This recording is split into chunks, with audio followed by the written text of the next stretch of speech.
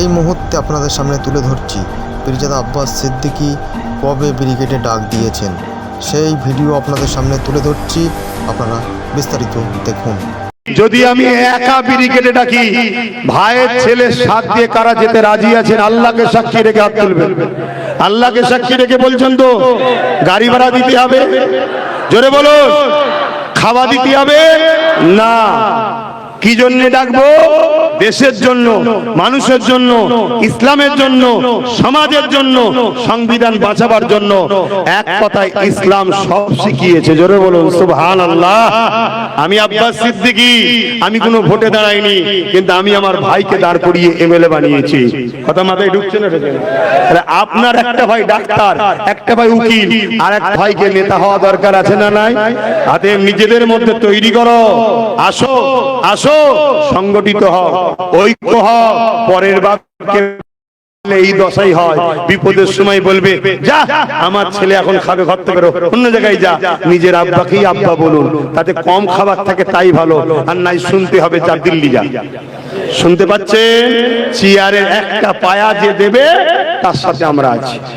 কেন্দ্র সরকার যেটা করছে যেমন অন্যায়, এবারে আমি জানতে চাই, যে সরকার বলেছিল বিজেপিকে রুখার জন্য আমাকে ভোট দাও, সে যদি ইমামদের ডেকে নিয়ে যে বলে আন্দোলন দিল্লি যে করো, এ কথাটা নাই বলেছে না অন্যায়? জোরে বলে নাই না অন্যায়? এরও প্রতিবাদের দরকার আছে না?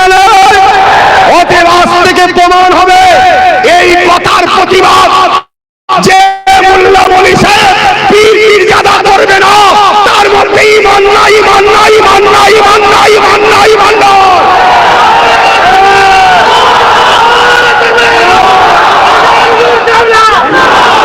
ছেলে খেলা ধরেছ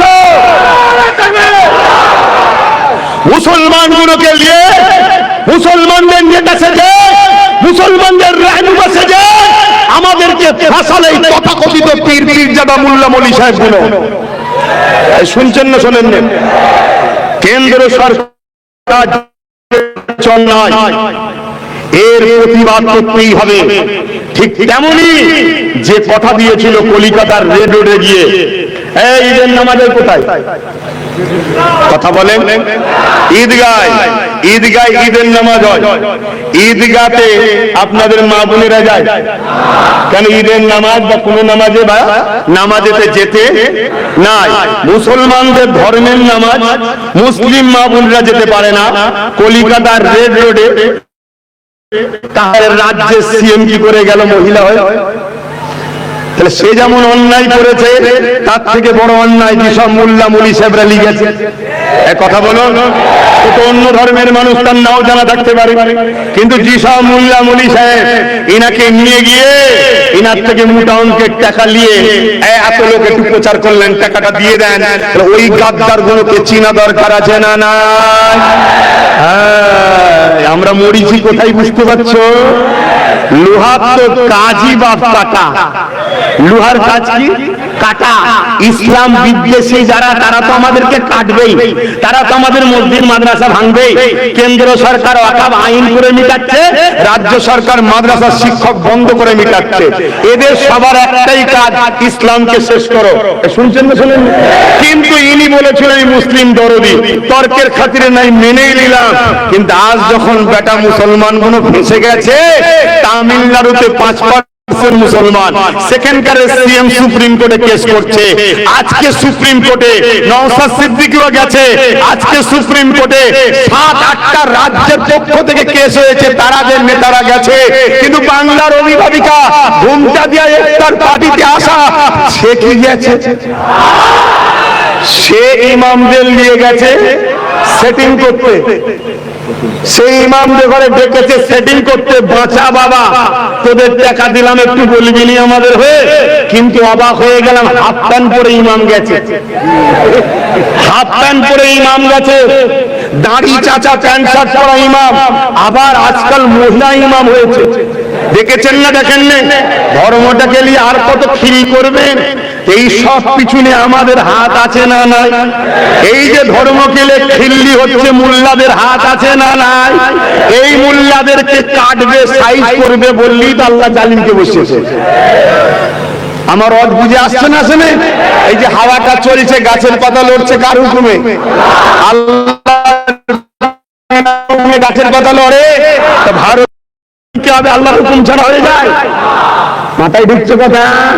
তাহলে বাঁচবেন কি করে? বাঁচার রাস্তা হলো ইমানদার লিডার ধরতে হবে, তার পিছনে দাঁড়াতে হবে।